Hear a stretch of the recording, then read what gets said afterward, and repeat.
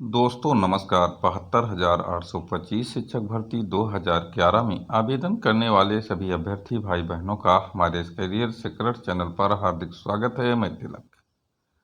मित्रों, जैसा कि आप जान रहे हैं कि 72,825 शिक्षक भर्ती का आज जो भी अपडेट मिल रहा है, उस अपडेट से हम सभी जितने भी आम यात्रीगण हैं 12,091 के कोई मतक नहीं रखता है और उस अपडेट से कुल मिलाकर लोगों में निराशा घेर लिया है। ऐसे स्थिति में आप यह भी जान रहे हैं कि 12,091 के जीत के लिए हमें विचार करना चाहिए, उस पर मंथन करना चाहिए, विश्लेषण करना चाहिए कि 12,091 की अंतिम लड़ाई, अंतिम जंग हम कैसे जीतें।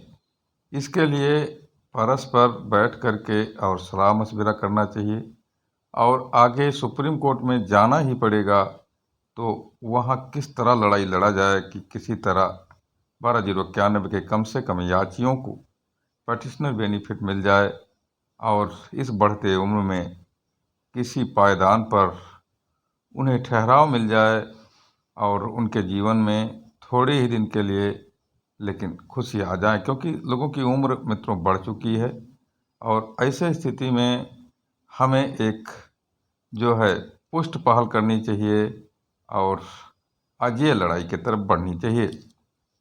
तो आज के इस वीडियो में हम लाए हैं 12,091 की जीत के लिए सुप्रीम कोर्ट में कौन हो वकील, कौन हो जज या किस बेंच में जाए मामला तो 12,091 जीत सकता है।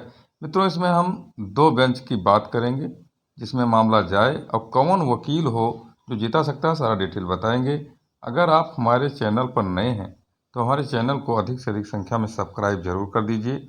वीडियो में अंत तक बने रहिए, क्योंकि बेंच को लेकर और वकील को लेकर, वो भी सुप्रीम कोर्ट के, बहुत अच्छा विश्लेषण है और आपको लगेगा कि ऐसा हो जाए, काश तो निस्संदेह 12,091 में जीत मिल जाए और सरकार को नोटिस अगर हो जाए और बहस हो जाए तो 12,091 के आम यात्रियों को कम से कम उन्हें पैटिशनर बेनिफिट मिल जाए, अपने विद्यालय में लोग पहुंच जाएं।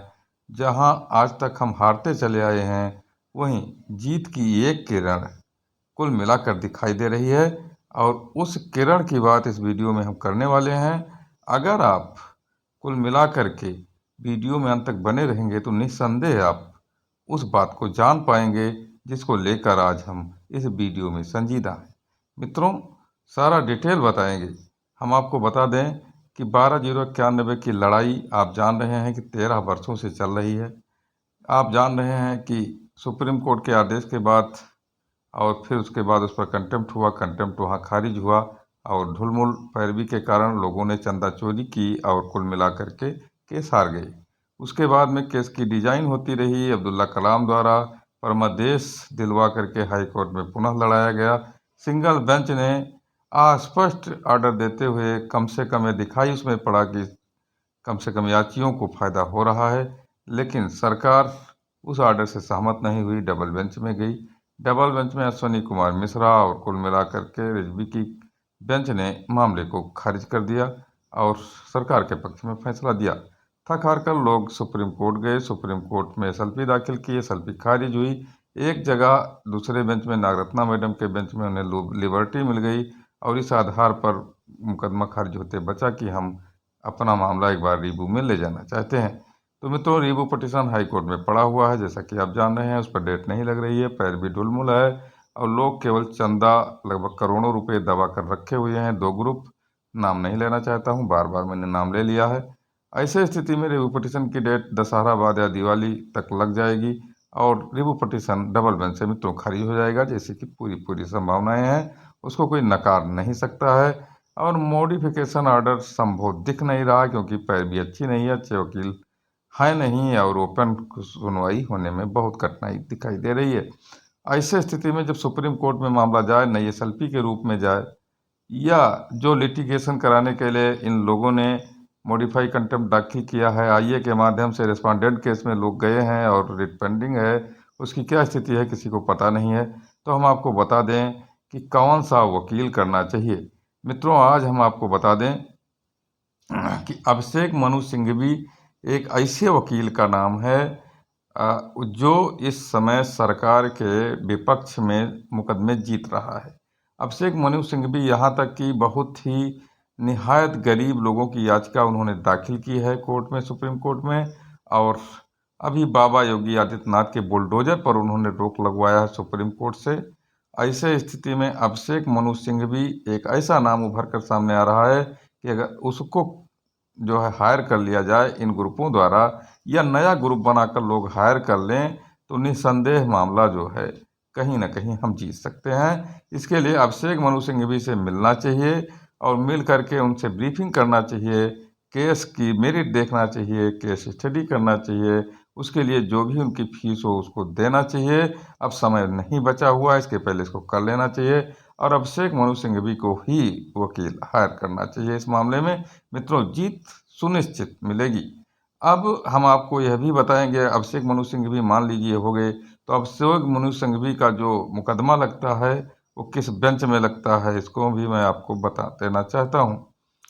जो जज हैं गवई, गवई एक जज हैं, उनकी बेंच बैठती है, उनके साथ कोई और बैठता है। मित्रों, अगर गवई के बेंच में अपना 12/091 का मामला चला गया एक बार, तो निसंदेह उस सरकार से नोटिस करा लेंगे, उस पर बहस कराएंगे, सरकार हार जाएगी और 12/091 को नौकरी मिल जाएगी। मैं ये सजेशन इसलिए दे रहा हूँ कि मैंने काफ़ी स्टडी किया है सुप्रीम कोर्ट के मामलों पर। अभी गवई ने एडहॉक टीचरों के मामले में भी सरकार को झटका दिया था। वहीं हम आपको बता दें कि गवई एक अच्छी बेंच हो सकती है। अगर इसके बाद हम दूसरी बेंच की बात करें मित्रों, तो दूसरी बेंच नागरत्ना मैडम की ही हो सकती है। हो सकता है कुछ विचार करें वो, लेकिन बार बार लिटिगेशन को इस केस में वो जान रही हैं, 2 ऑर्डर दे चुकी हैं, तो उनसे उम्मीद बहुत अच्छा करना ठीक नहीं है। लेकिन अगर बीएस गवई की बेंच में अगर मामला जाता है, तो 12/091 की जीत सुनिश्चित हो सकती है और इसके लिए हमारे अगवाकारों को प्रयास करना चाहिए। हम आम यात्रियों के लिए यह जो है सलाह, राय, मशविरा या जानकारी या हम इंफॉर्मेशन कह रहे हैं, इसको प्रसारित कर रहे हैं। आप लोग अपने अगवाकारों से मिल करके इस पर चर्चा करिए। अगर वो नहीं तैयार होते हैं तो आप लोग एक गुट बनाइए, जिस गुट में कम से कम नहीं तो 1000 से अधिक लोग हों, और ये गुट जो है चल करके और अभिषेक मनु सिंघवी से बात करे और साथ ही साथ इस केस पर लड़ाई लड़े। मित्रों, ऐसे स्थिति में हम आपको बता दें कि जीत निश्चित हो सकती है, जीत सुनिश्चित हो सकती है और देखा जाएगा तो इसमें प्रतिभाग भी किया जाएगा। मित्रों, हम लोगों का भी सहयोग चैनल का हमारे होगा, हम देंगे। तो मित्रों, आप इस पर जुटिए। ये थी जानकारी। धन्यवाद।